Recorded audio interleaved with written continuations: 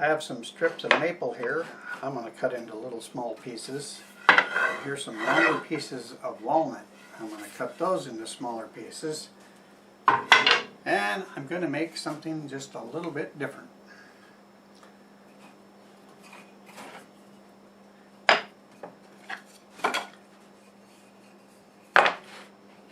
I'll cut a few of these.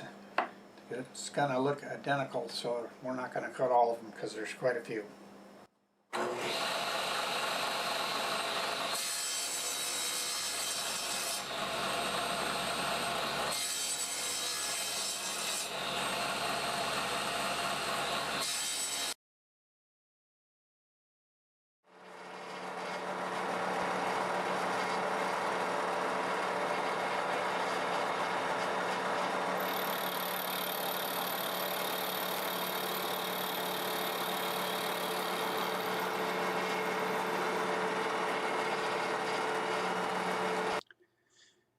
Here I'm cutting a maple piece using a dovetail bit. Takes about 30 seconds for each one.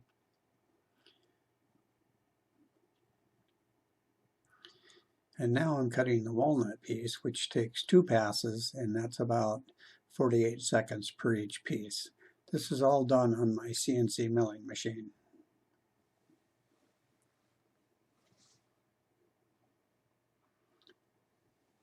And you can see here it fit quite well. All the parts are cut and they fit together.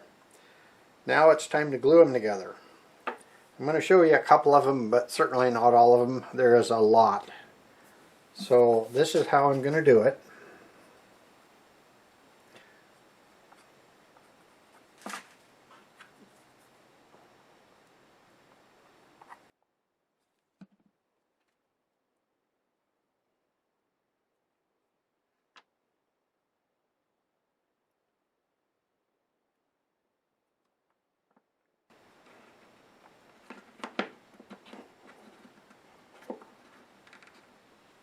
There we go. A little bit of glue in there. It's a little harder to get them pushed down, but that's a good deal. So that's it. You can see that the joints are really nice, and the dovetail tends to pull it down.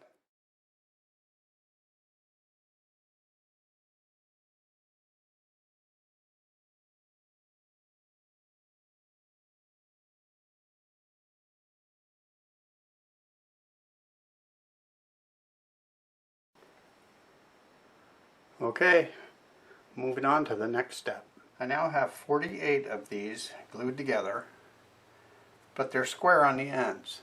So I really can't make a segmented ring out of them like that. It'll just make a straight line. I need to get an angle on here.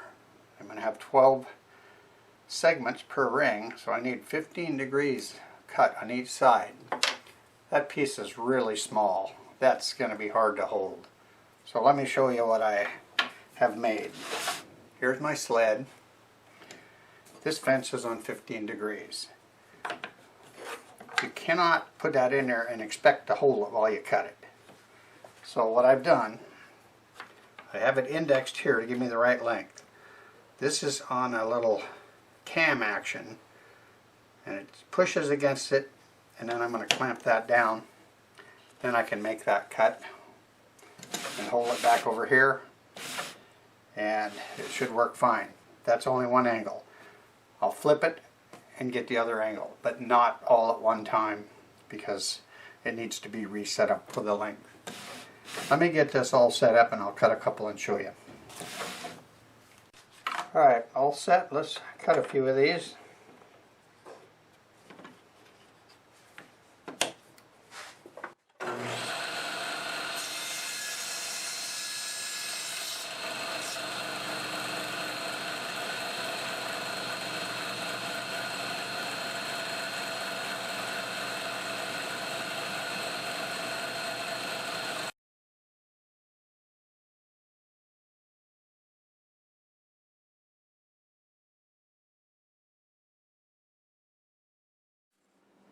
I have one angle on them.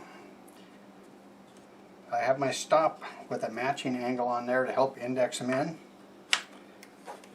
Same procedure, I'll just cut a few of these, but it's exactly like what I just did.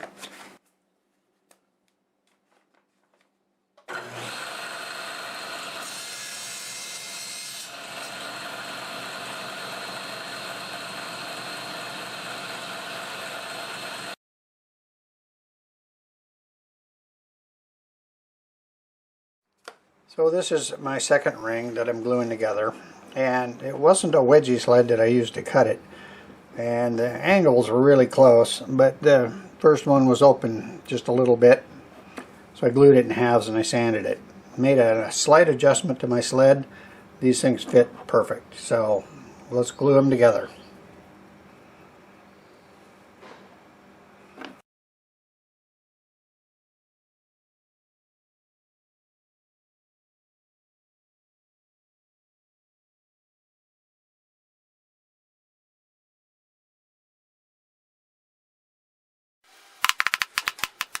Well, here's my base. It's walnut.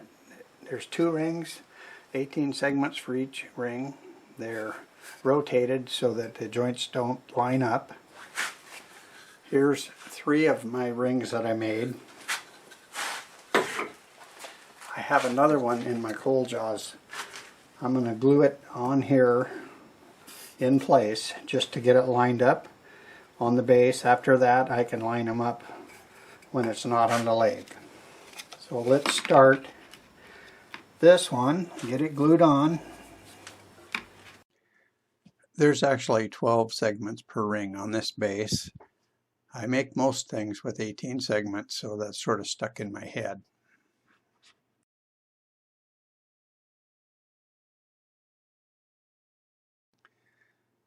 So right here I'm getting glue on the first ring, and I'm getting ready to move it against the base and let it sit for a while. Now I'm just lining the joints up to get a nice stagger. So now they're in the glue press, and I let them sit for about an hour, glue another ring on, and let it sit for another hour, and then I get the last one on, and they're almost ready to go in the lathe. I'm going to go ahead and round these 3 rings up. This one I already did. I'll get it round and decide if I want to go finish the inside.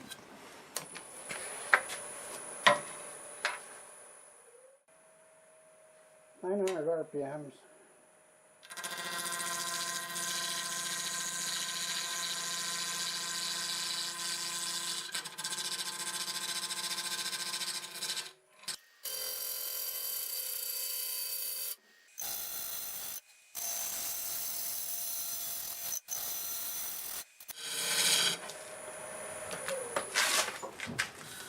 Alright, I just wanted to get them round, running true, and I'm going to work on the inside now. I wanted to get this round in case I need to use my steady rest to dampen any vibrations. I decided to go ahead and use the steady rest. It's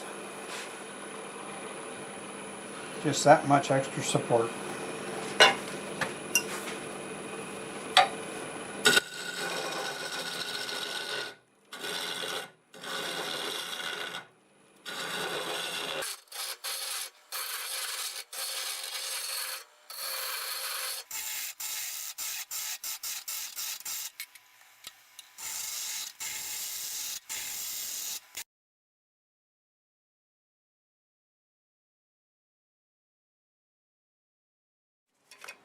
Most likely I'll be blocking a lot of this, but I'm going to go over it with my scraper now and get it ready to sand.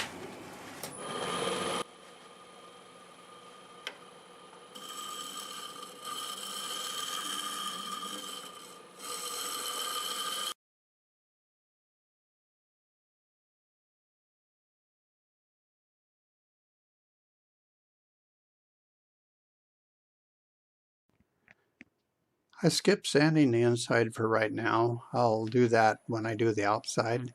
But right now I'm just starting to look for a shape here. I'm not exactly sure what I want at the moment.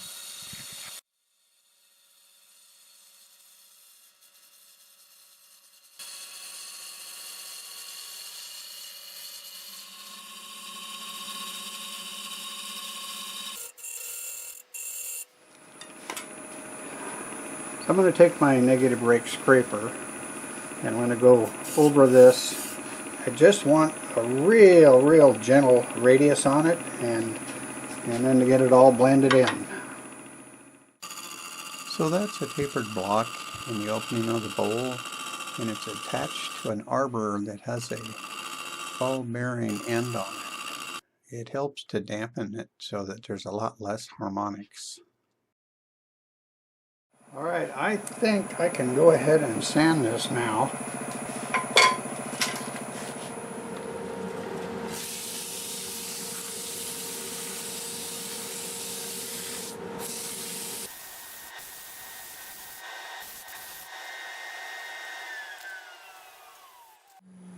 Okay, I just went over it with 80 grit, and the lathe is spinning in reverse. Here's my dust collection point, and it directs it there pretty good. So I'll go ahead and finish this up. I'll sand it up to 400. I'm going to put wipe-on poly on it. Let's go ahead and do this.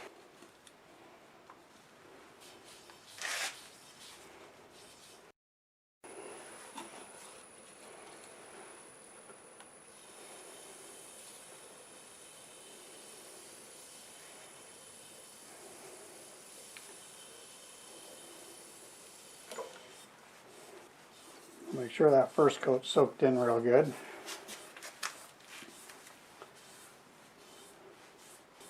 I plan on putting on multiple coats of wipe-on poly, and while they dry, I have a plan for something else that's going to go on this turn.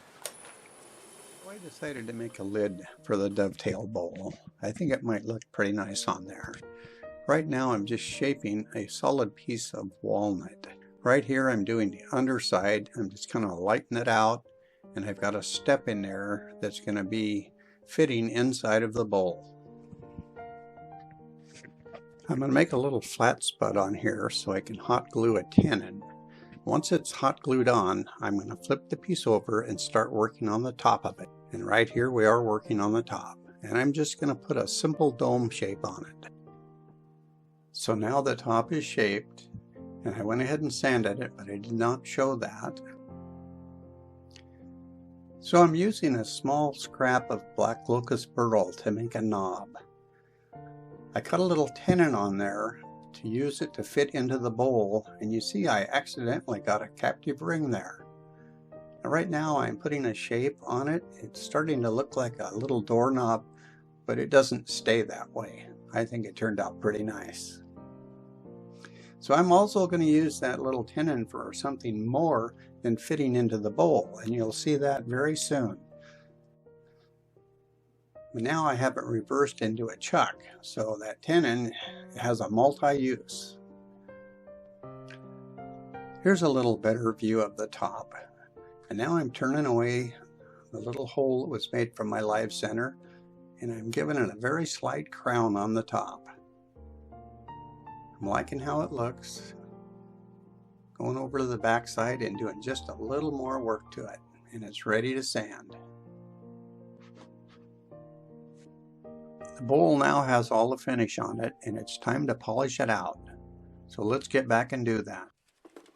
All I have left to do now is to polish this out. I have well over 12 coats of wipe-on poly put on here, and I did this over a course of 3 days, and I also let it sit for about 3 days. During that time I made the lid for it, and I started a couple other turnings. I just wanted that poly to cure really good. So now I'm going to go over it with the Acks abrasive paste and then the polish. So let's just get doing that.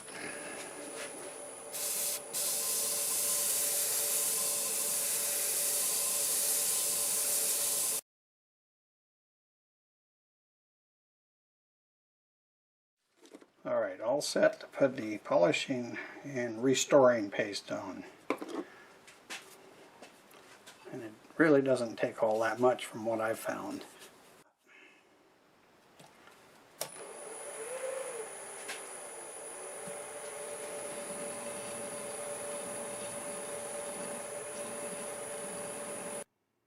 I just stopped the lathe and put it in reverse so you could see what was going on just a little bit better. All right, now I have a nice clean piece here.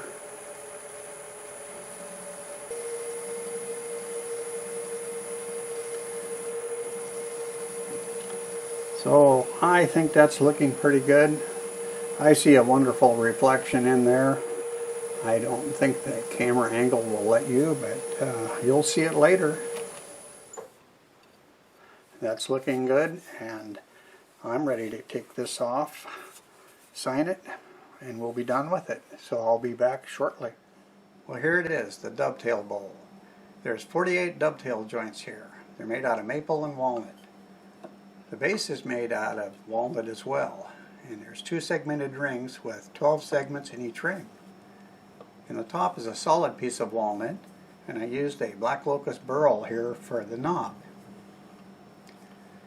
I finished it with over 12 coats of wipe-on poly on the outside, and on the inside I used a finish by General Finish called Wood Bowl Finish, and it says food safe on the can. For my final finish I used the Acks abrasive paste and the polishing compound, and it is also food safe. And it has left a glassy smooth finish. I use that process rather than using buffing wheels. I figure it's spinning in the lathe, and if I can get a finish this smooth, I don't want to even mess around with buffing wheels. So here's the inside of the bowl, and that's the bottom. And then there's the lid. It's a pretty piece of walnut. And the underside, it's quite pretty. And just in case we put cookies in here, I'll know the inside is food safe. So I really enjoy making things like this, and I have others in the works. I also enjoy making turnings where nature provides the beauty, and I have those in the works as well. I enjoy doing both. I hope you enjoyed the video. Thanks for watching. I really appreciate it. If you liked this video, give it a thumbs up. If you're not a subscriber, please consider doing so.